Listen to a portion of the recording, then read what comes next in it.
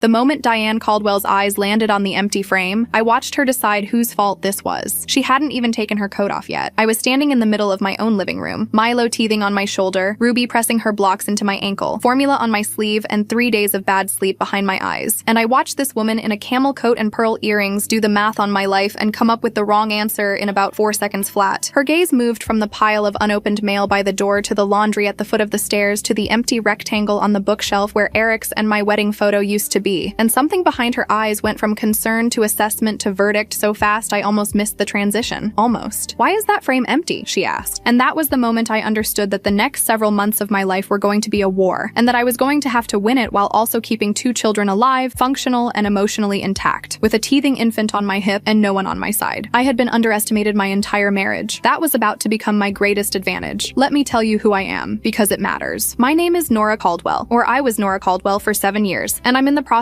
of figuring out which version of that name I want to keep. I'm 34. I have a master's degree in public health that I put on hold when Ruby was born, because the childcare math didn't work, and Eric's income was sufficient, and we agreed, together, that this made sense. Ruby is 4 now. Milo is 8 months old. For 3 years, I have been the person who manages this household. Every appointment, every grocery run, every pediatric visit, every night feeding, every developmental milestone logged in a baby app that Eric occasionally asked me to summarize for him because he didn't want to read through it himself. I am not a passive person.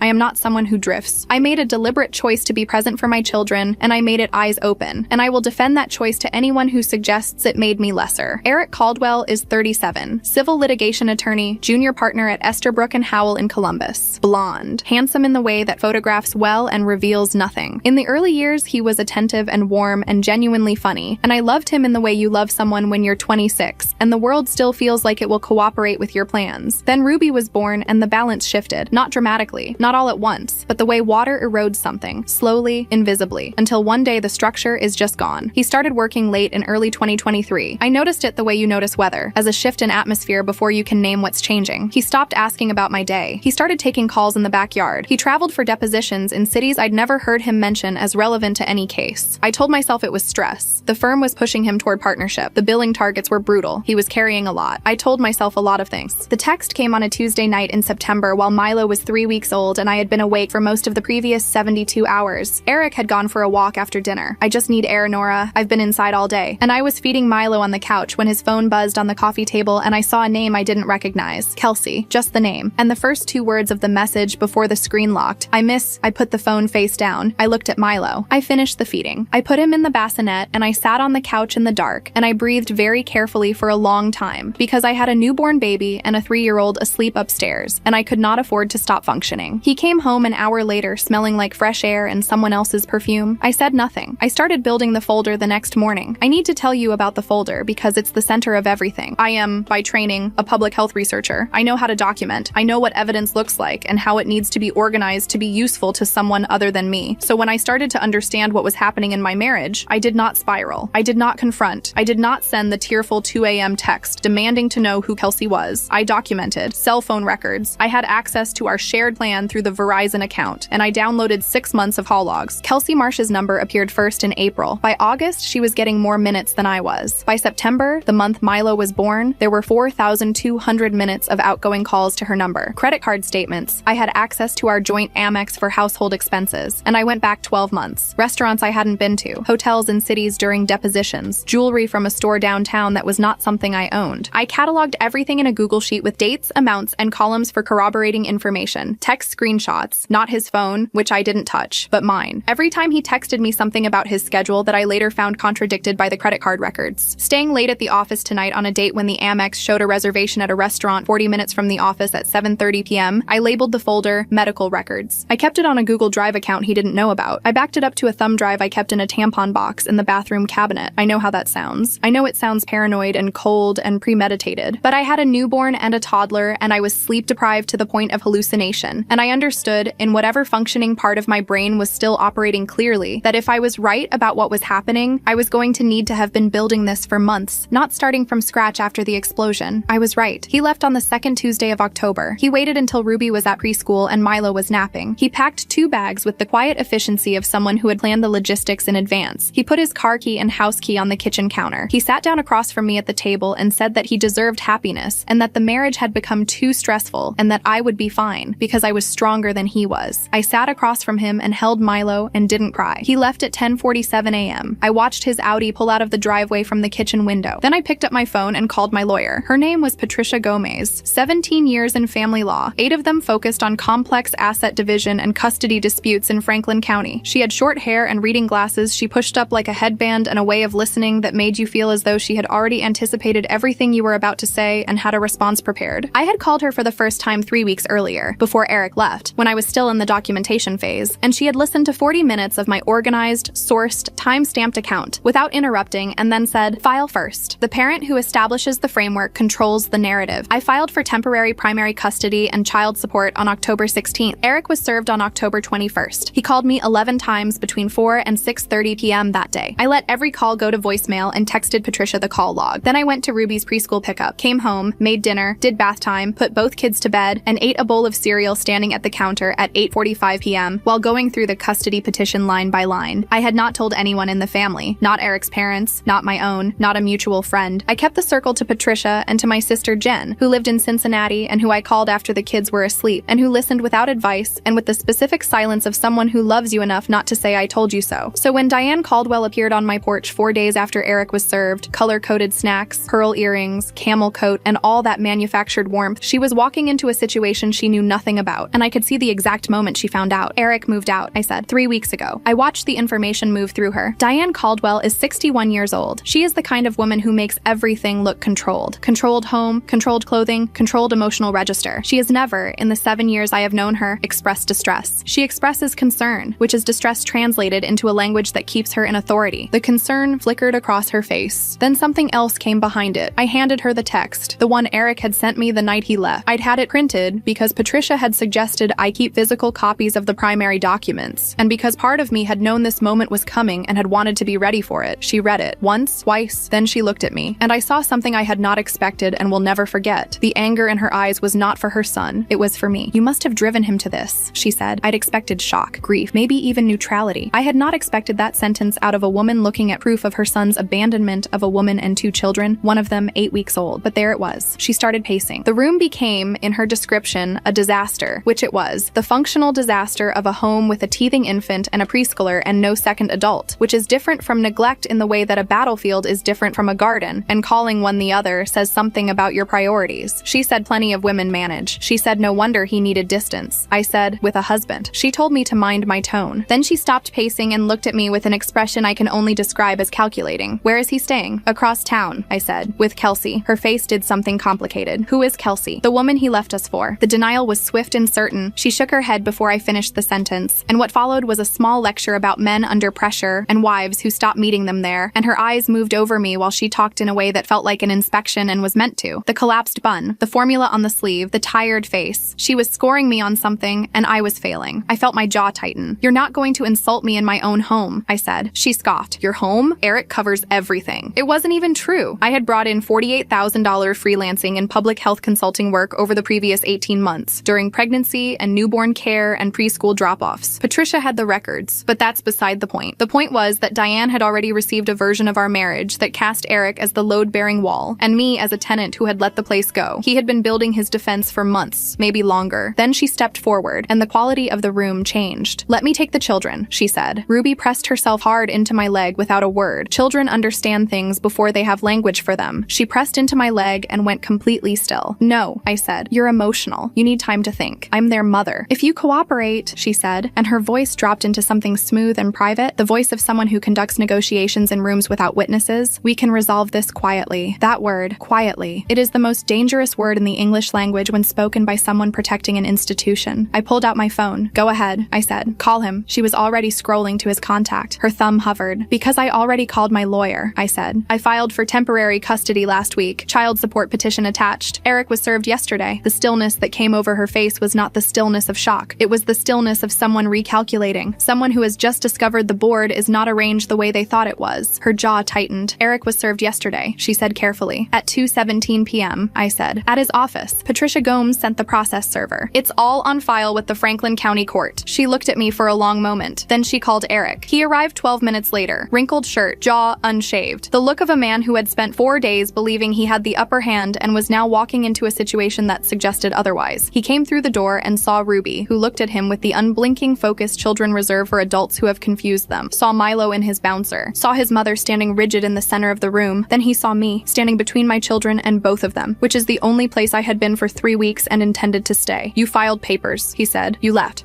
You moved in with another woman. Diane stepped in. Eric, take the children to my house. Right now. No, I said. His voice went hard. They're my kids. Then act like it. The silence that followed was the particular silence of something true landing in a room full of people who can't argue with it. Ruby looked up at her father. Her expression was the expression of a 4-year-old who has been trying to understand something for 3 weeks and has not succeeded. Daddy, she said, are you coming back home? He opened his mouth. Nothing came out. Not because he was overwhelmed with emotion. I want to be honest about this, but because he was calculating, the way he always did, and there was no good calculation available. Ruby pressed her face into my side. That silence did more than everything else in the room combined. Eric looked at his mother, at me, at the empty frame. Something moved through his face I hadn't seen in years. Something that might have been shame, or might have just been the recognition that certain performances had stopped working. Not now, Mom, he said. Eric, I said not now. Diane looked at her son as though he had said something in a language she didn't speak. The script she had been running for 30 years. Walk in, take control, resolve quietly, protect the name, had been handed back to her, and she didn't know where to put it. She looked at me. One long, cold measurement. Then she left. The door closed with a soft click that was somehow worse than a slam. Eric stood in the middle of the home he had abandoned, and his phone buzzed on his hip. He glanced at the screen, and something I had never seen on his face appeared in full. Not guilt, not shame, panic. He turned the screen to his chest before I could read it, and I thought, whatever Diane just set in motion, we haven't seen the beginning of it yet. I was right. The campaign started 48 hours later. I found out about it from my neighbor, Kathy Rollins, whose daughter was in Ruby's preschool class, and whose husband played golf with a man who worked with Eric's father. Small city. Short distances between information and consequence. Diane had called 4 people within the first 24 hours of leaving my house. Her pastor, the chair of the school fundraising committee she co-chaired with a family law mediator named Glenn Hartley, her closest friend who happened to be on the Worthington Parent-Teacher Organization board, and most strategically, a family therapist named Dr. Carol Whitfield, who had treated Eric briefly for work stress in 2021, and who had met me exactly once at a dinner party. The message, as it was relayed to me through Kathy in pieces over 3 days, was a work of careful construction. I had become unstable since Milo's birth. I wasn't coping. The house was in a worrying state. Diane was concerned and had simply dropped by to check in. Eric was, understandably, in a difficult position. They were all hoping for a quiet resolution. She had not mentioned Kelsey once. I called Patricia at 7:15 a.m. on Thursday. Kids still asleep. She's doing a soft reputation campaign, Patricia said, with the calm of someone who has seen this many times. Preemptive. She's trying to establish an incompetency narrative before we get anywhere near a courtroom. Can she? She can try. Here's what we're going to do. We moved fast. Step 1. Patricia requested a guardian ad litem be appointed for Ruby and Milo. A gal is an independent attorney who represents the children's interests exclusively. Not mine, not Eric's, not the Caldwell family's. Their name was Kevin Park, 12 years in family law, with a reputation Patricia described as relentlessly fair, which in a case like this means he'll follow the evidence. Step 2. I called my pediatrician, Dr. Amara Singh, and scheduled wellness visits for both children with explicit documentation requested. Ruby and Milo were healthy, developing normally, and Dr. Singh had seen them consistently every 6 to 8 weeks. Her records would show it. At the appointment on Friday, Dr. Singh walked into the exam room, saw my face, and said, "How long has it been since you slept?" "Weeks," I said. She looked at Ruby, who was organizing the tongue depressors into a color-coded line on the exam table, and at Milo, who was watching the ceiling fan with the profound focus babies give to ceiling fans. "These children are healthy and clearly loved," she said. She said it directly, carefully, in the way of someone choosing words for the record. She made a note in the chart. I asked her to document her observations about the home environment at our visits. She nodded without asking me to explain why. Step 3. The evidence package. Patricia had been cataloging the folder I'd sent her for weeks. The call logs, the Amex statements, the hotel receipts, the jewelry purchase. She had subpoenaed Eric's firm credit card records through our preliminary financial disclosure and found 11 additional transactions, meals, hotel rooms, 1 florist charge, that corresponded with times he had told me he was working. The Kelsey file was substantial. On October 30th, Patricia filed Exhibit C with our motion for temporary orders, a 61-page documentation package containing phone records, financial records, time-stamped correspondence, and a declaration from me covering the timeline of the marriage's deterioration, with specific reference to the documented infidelity. Eric's attorney, a man named Todd Reardon, who had been in family law for 23 years and whose approach Patricia described as theatrical, filed a response 3 days later claiming I was emotionally volatile and had created a chaotic home environment. He cited as his primary exhibit a photograph. I stared at the photograph for a long time. It was a picture of my living room, taken through the window from outside my house, toys everywhere, laundry on the couch, unopened mail. It was a competent photograph of a home with 2 young children and no second adult. Taken, I calculated from the light, approximately 48 hours after Eric had served and Diane had appeared on my porch. Someone had stood on my lawn and photographed my living room through my window. My hands went cold. I called Patricia. That photograph was taken without your consent from private property, she said, before I finished explaining. That's relevant. More importantly, who took it? I had a neighbor camera, a Ring doorbell with a wide field of view I'd had installed the previous spring, which Eric had called paranoid and I had called practical. The footage covered my front porch and most of my front path. I pulled it up on my phone. October 23rd, 2:34 p.m. Diane Caldwell, walking along the exterior of my house, pausing at the living room window, raising her phone. I sat with that for 10 seconds. Then I called Patricia back. I have her on camera, I said. The silence on the other end of the line was the particular silence of an attorney who has just been handed something useful. Send it to me immediately, she said. Don't tell anyone. Not Eric. Not your sister. No one. Already sent. Kevin Park, the guardian ad litem, interviewed me on November 8th in Patricia's conference room. He was methodical and even-voiced and asked questions that covered everything from my daily routine with the children, to my support network, to my plans for returning to work, to my relationship with Eric's family. He asked about Diane's visit specifically. I described it accurately. I produced my notes from that day. I'd written them up within an hour of her leaving, as Patricia had instructed me to do from the beginning. Timestamps, direct quotes, Ruby's behavior, Milo's state, the request to take the children, the word quietly. Kevin Park wrote without expression. Then he asked, "In your judgment, what is Mrs. Caldwell's primary motivation in this matter?" "Control of the narrative," I said. "She wants what happened contained within the family before it touches Eric's professional reputation or the Caldwell name." He looked up. "Specifically," I said, "she doesn't want anyone to know that her son left a woman with an 8-week-old baby to move in with someone he'd been seeing for at least 6 months." He wrote that down too. He interviewed Eric and Diane separately over the following week. I was not told what was said. Patricia told me not to speculate. I didn't speculate. I prepared. The crisis I hadn't seen coming arrived on November 14th. It came in the form of a certified letter from a family court mediation service requested by Eric's attorney proposing an emergency custody evaluation by a third-party psychologist. The evaluation was framed as in the best interests of the children and requested both parents' participation within 5 business days. The psychologist they'd named was Dr. Martin Doyle. I stared at the name for a while, then called Patricia. "He's Diane's therapist's husband," Patricia said. "I had it flagged 30 seconds after the letter came in. Can they do that?" "They attempted it. We're filing a conflict of interest objection this afternoon. Kevin Park has already been notified." She paused. "They're getting nervous. This is what nervous looks like." The objection was filed at 4 p.m. The proposed evaluator was rejected by the court on November 17th as a result of the documented conflict. Todd Reardon filed a formal complaint against Patricia, which was reviewed and dismissed in 6 days. And then Kevin Park submitted his preliminary recommendation to the court. I got a call from Patricia at 6:47 p.m. on a Tuesday. "He recommended primary residential custody to you," she said. "Standard visitation for Eric, child support calculated on his income at the firm, and," she paused. "He flagged for the court's consideration that Mrs. Diane Caldwell's conduct, including the unauthorized photography and the unannounced home access, represented a potential boundary issue that should be addressed in the final parenting plan." I was sitting on the kitchen floor because that's where I'd ended up when she called, with my back against the cabinet, Milo asleep upstairs, and Ruby in the bath running out of hot water. "He flagged Diane," I said, "by name, in the record." I put my head back against the cabinet and looked at the ceiling. Ruby called out from the bathroom. "Mama, the water is cold. Coming, baby," I called back. I stood up. I went down the hall. I managed bath time and pajamas and 2 bedtime stories, and both kids asleep by 8:30, and then I sat on the edge of my bed in the quiet, and I let myself feel the full weight of 6 weeks of organized, relentless, exhausted warfare on behalf of my children. I didn't cry, but it was close. The settlement conference was December 3rd. Patricia and I arrived at 9 a.m. Eric and Todd Reardon arrived at 9:07. Diane was not present, and the parenting plan terms Patricia had requested would not be relevant to any discussions without both parties' consent. We were in separate rooms for most of it, which is how these things work. A mediator named Frank Wong, 26 years in family court, the face of a man who has witnessed most of the ways human beings fail each other and has learned to work around all of them, moved between the rooms for 4 hours. Eric's counteroffer was joint physical custody, week on, week off. No child support, on the basis that costs would equalize. Kelsey's presence in his home was characterized as not a factor. My position, per Patricia's guidance, was grounded in evidence and specificity. Ruby's school and pediatric records were all based in my address. Milo's medical history, all primary care, all emergency care, was documented under my address and my coordination. Eric had attended 9 medical appointments in 2 years of Ruby's life and 0 of Milo's. I had a spreadsheet. I had the chart records. I had the call log showing who had coordinated with the school, the pediatrician, the preschool wait list. Frank Wong came back from Eric's room at 2:17 p.m. and sat across from me. "He's prepared to agree to primary residential with you," he said. "Standard parenting time on his end. Alternating weekends, 1 evening midweek, child support at the calculated guideline amount." I looked at Patricia. AITA. She looked at me. What about Kelsey? I said. Huang nodded. He's agreed to a 90-day introduction period before any romantic partner is introduced to the children. That goes for both parties. And Diane. Huang's expression shifted minimally. He's agreed that extended family access to the children is subject to your mutual consent during his parenting time, and that unsolicited contact with your home or your child's school by third parties is prohibited and constitutes a parenting plan violation. He didn't say Diane's name. He didn't have to. I sat with it. Yes, I said. We accept. Eric and I signed the parenting plan on December 10th. Patricia sent me a copy by email at 4:33 p.m. I saved it in a folder I labeled, "Without ceremony, done." Then I picked Ruby up from preschool, which she now attended 5 mornings a week on a schedule that had not changed since October, because her routine had not changed since October, because some things I had managed to hold absolutely still while everything else moved. She ran to me at the door with the full body abandon of 4-year-olds who have not yet learned to restrain joy, and she grabbed my hand and said, "Mama, we made a gingerbread house, and mine fell down, and Mrs. Peterson helped me glue it back together. Did it work?" I said. "Mostly," she said. "One wall kept falling, but it's okay because you can't see it from the front." I held her hand and walked her to the car, and got Milo's car seat strapped in, and looked at my children in the rearview mirror. Ruby narrating the structural failures of her gingerbread house in detail, Milo watching the world go by with his particular serene intensity. And I thought about walls that keep falling and the things you build anyway. 3 months later, Diane Caldwell called me. I almost didn't answer. I was at the kitchen table with coffee, a Tuesday morning, kids at school and daycare, a consulting project open on my laptop, the familiar name on the screen. I let it ring twice. Then I answered. Nora. Her voice sounded older. Not much, but enough to notice. I've been meaning to, a pause. The most uncharacteristic pause I had ever heard from a woman who did not leave spaces in her sentences. I was wrong about what I said that day. I did not fill the silence for her. "I shouldn't have suggested you drove him to it," she said. "That was wrong." I looked at my coffee. "Thank you," I said. "That means something." I meant it. Not enough and too late. And partial in the way that acknowledgments from people who've chosen badly always are. But something. "The children," she said carefully. "I'd like to see them." "Talk to Eric," I said. "The schedule is in the parenting plan. It goes through him." Quiet on the line. "Okay," she said. "Okay," I said. I hung up. I sat with the phone for a moment. Then I opened the consulting project and got back to work, because Ruby had a dentist appointment at 3:45, and Milo had a well visit at the end of the month, and there was dinner to think about, and a school project due Friday, and a life to continue building. The gingerbread wall had fallen. I'd glued it back together. You couldn't see the damage from the front.